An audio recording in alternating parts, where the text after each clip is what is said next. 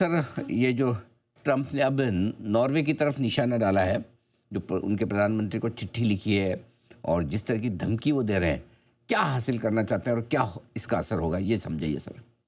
देखिए, अब उनको नोबेल पीस प्राइज नहीं दिया, हम्म, उसका खामियाजा तो भुगतना पड़ेगा। हम्म। उन्होंने स्ट्रेट लिख दिया कि देखो, आपने मुझे नहीं दिया नोबेल पीस सर, प्राइज। परसों दिया तो था। वो मैडम गई थी, उन्होंने एकदम वो फ्रेम करवा के दे तो दिया। अब और कैसे लेंगे मतलब? नहीं, अभी एक और दे देना चाहिए अनिल जी। उन्हीं के वो नाम का। देखिए, हाँ, एक फीफा ने, कोई फीफा का पीस अवार्ड नहीं होता है। हाँ। उनको वर्ल्ड कप करना है अमेरिका में, हम्म, जाके ट्रंप को फीफा पीस अवार्ड दे दिया, बहुत हम्म। खुश हो गए। भारत को भी कर देना चाहिए। एक्चुअली मुझे हम लगता है कि सर, आपकी राय भी जानना चाहता हूँ। आपको नहीं लगता ऐसा कि नोबेल प्राइज देने वालों को थोड़ा सा चेंज करना चाहिए? जिनको नहीं देने से दुनिया में अशांति हो सकती है, उन्हीं को दे दिया जाए कि भाई ये इनको नहीं देंगे, ये बजाय इसके कि जिनसे शांति के लिए काम किया हो। करेक्ट, बिल्कुल। यही करना चाहिए अनिल जी, क्योंकि बहुत इन्होंने दिल पे लिया हुआ है। हाँ, और अभी नॉर्वे को भी चिट्ठी लिखी है ऐसी, हाँ। एक बिल्कुल कभी अनप्रेसिडेंटेड है अनिल जी, कि ऐसे लिखा कि आपने मुझे नहीं दिया, तो मैं अब केवल शांति के लिए क्यों काम करूं, पीस के लिए क्यों काम करूं। और बिल्कुल इन्होंने इस पे रोष जाहिर किया अनिल जी। तो मेरे ख्याल से तो इनको दे देना चाहिए एक स्पेशल, उनकी जो कमिटी है, 5-6 लोग हैं उसमें, वो बुला के और कहना चाहिए कि क्योंकि इन्होंने इतना अच्छा काम किया है, और या बुरा काम ना करें, इसके लिए हम इनको दे रहे हैं। तो ये तो वही हंसी मजाक हम सोच रहे हैं, बट वो काफी इसमें संजीदा है। अब वेडनेसडे को अनिल जी इनकी स्पीच है डावोस में, वर्ल्ड इकोनॉमिक फोरम में जा रहे हैं। पिछले साल इन्होंने वीडियो कॉन्फ्रेंस से किया था, तब भी काफी तबाही मचाई थी। तो अब क्या बोलते हैं ये देखना पड़ेगा। एक बहुत इंटरेस्टिंग रिसर्च निकल के आई अनिल जी कल, जो ये कियल इंस्टीट्यूट जर्मनी का, उन्होंने लगभग 2.5 करोड़ ट्रांजैक्शंस को एनालाइज किया अमेरिका में, जनवरी 2024 से नवंबर 2025 तक। $4 ट्रिलियन के ट्रेड गुड्स को एनालाइज किया। और बहुत हैरानी वाली बात क्या निकल के आई कि जो एक्सपोर्टिंग देश है या एक्सपोर्टिंग कंपनी है, उन्होंने केवल 4% एब्जॉर्ब किया टैरिफ, और 96%, 96% टैरिफ का कॉस्ट, 200 बिलियन जो टैरिफ इकट्ठा किया गया, कस्टम ड्यूटी इकट्ठा किया $200 बिलियन का, उसका 96% हिस्सा अमेरिकन कंज्यूमर ने भुगता। तो एक कंजम्पशन टैक्स इन्होंने अमेरिकन पे लगा दिया है। वहां कहते रहते हैं कि ट्रिलियंस ऑफ डॉलर्स मैं चीन से ला रहा हूं, भारत से ला रहा हूं, मेक्सिको से ला रहा हूं, इन सब देशों से मैं पैसे अमेरिका के लिए लेके आ रहा हूं। बट अब ये साफ हो गया है कि एक्चुअली अमेरिकन कंज्यूमर इसके लिए पे कर रहा है।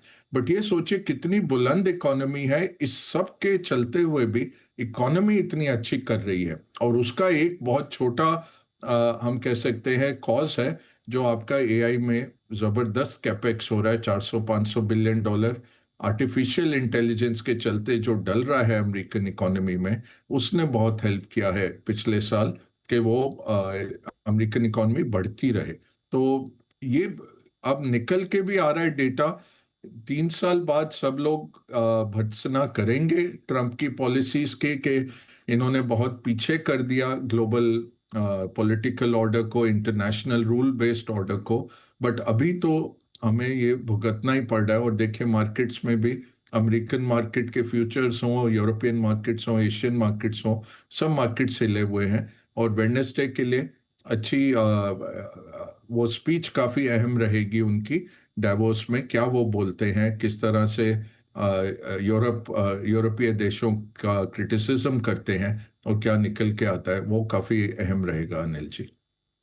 तो देखिए, इंडियन मार्केट के लिए जिस प्रकार की चीज़ें अभी चलती हुई नज़र आ रही है, उसको देख के तो यही लग रहा होगा कि मार्केट में कल भी गिरावट ही देखने को मिल सकती है। क्योंकि जेन स्ट्रीट पे, जहाँ पे आप देख सकते हैं वॉल स्ट्रीट पे, कि 2% से ज़्यादा फ्यूचर्स में गिरावट देखने को मिल रही है। इसका मतलब आज जब अमेरिकी बाज़ार खुलेंगे तो वहाँ से ज़बरदस्त गिरावट का मुआयना ही यहाँ पे देखने को मिलेगा। यानी कि हो सकता है कि एक बड़ी फॉल अमेरिकी बाज़ारों की तरफ से देखने को मिले। और यदि ऐसा होता है 2% 3% तक अमेरिकी बाज़ार गिरता है तो कल इंडियन मार्केट के लिए भी बड़ी खबर हो सकती है, बड़ी गिरावट दिखाई दे सकती है। देखिए किन चीज़ों को ध्यान में रखना है, ये चीज़ें तो आपको पता ही है कि गिरावट के बाद निफ्टी के अहम लेवल आ चुके हैं और यदि 7 नवंबर 2025 का जो निचला स्तर था 25,318 का वो भी टूट चुका है, तो इससे और भी ज़्यादा जो है गिरावट का स्तर आने वाला जो है दिखाई देता है। निफ्टी का जो 200 एक्सपोनेंशियल मूविंग एवरेज है वो करीब 25,165 25,100 के लगभग आपको दिखाई दे रहा होगा।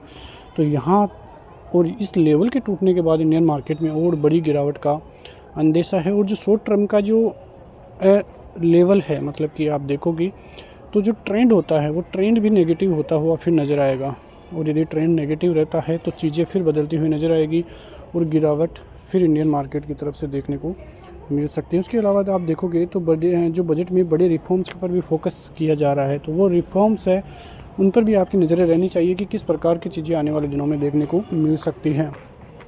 उसके अलावा भी देखोगे कि जो Q3 के नतीजे हैं वो नतीजे अच्छे रहे तो मौका और ज़्यादा बन सकता है, तो स्टॉक वाइज फोकस पर भी ज़्यादा जोर हम दे सकते हैं। उसके अलावा 27 जनवरी को भारत की जो EU है, यूरोपियन यूनियन है, उसके साथ ट्रेड डील संभव है। तो यदि वो ट्रेड डील होती है, उससे पॉजिटिव खबरें आती है, तो वहाँ से भी इंडियन मार्केट में काफ़ी कुछ दिखाई दे सकता है, काफ़ी कुछ अच्छी तेज़ी फिर उसके बाद में देखने को मिलती है। तो इससे संकेत तो साफ है कि बजट तक इंडियन मार्केट में थोड़ी जो है संभावनाएं गिरावट की ही रह सकती हैं। बजट तक इंतज़ार कर सकते हैं, लेकिन FIIs भी बजट का ही इंतज़ार कर रहे होंगे। देखिए एक चीज़ तो साफ़ है कि वो भी इंतज़ार कर रहे हैं कि यदि US इंडिया की ट्रेड डील जब तक नहीं होती है, बजट जब तक नहीं आता है, तब तक FIIs भी रुके हुए हैं और तब तक यदि बड़ा करेक्शन इंडियन मार्केट में आता है तो एक चीज़ तो साफ़ है कि इंडियन मार्केट की तरफ से फिर FIIs की एंट्री भी देखने को मिल सकती है। ये चीज़ तो सही है, लेकिन मार्केट ऑल टाइम हाई के लगभग है, लेकिन स्मॉल कैप मिड कैप जिनके पोर्टफोलियो में है 30-30 40-40% की गिरावट उनके पोर्टफोलियो दिखाई दे रहे हैं। तो ये पोर्टफोलियो की वजह से भी लोगों में डर है कि कहीं ना कहीं इंडियन मार्केट में बड़ी फॉल देखने को मिल सकती है, क्योंकि ऑलरेडी मार्केट का ऑल टाइम हाई पे होना ये लोगों को और ज़्यादा डरा रहा है, क्योंकि उनके पोर्टफोलियो 30 से 40% गिरावट में है जबकि मार्केट ऑल टाइम हाई पे है। तो ऐसी चीज़ें होना इंडियन मार्केट के लिए काफ़ी नेगेटिव साबित होती है और आने वाले दिनों में यदि चीज़ें बदलती है, मार्केट में तेज़ी होती है, तो उससे इंडियन मार्केट को काफ़ी बड़ा फ़ायदा फिर देखने को मिल सकता है। तो देखना होगा कि किस प्रकार से चीज़ें बदलती हुई नज़र आती हैं। मिलते हैं नेक्स्ट वीडियो में, तब तक के लिए जय हिंद।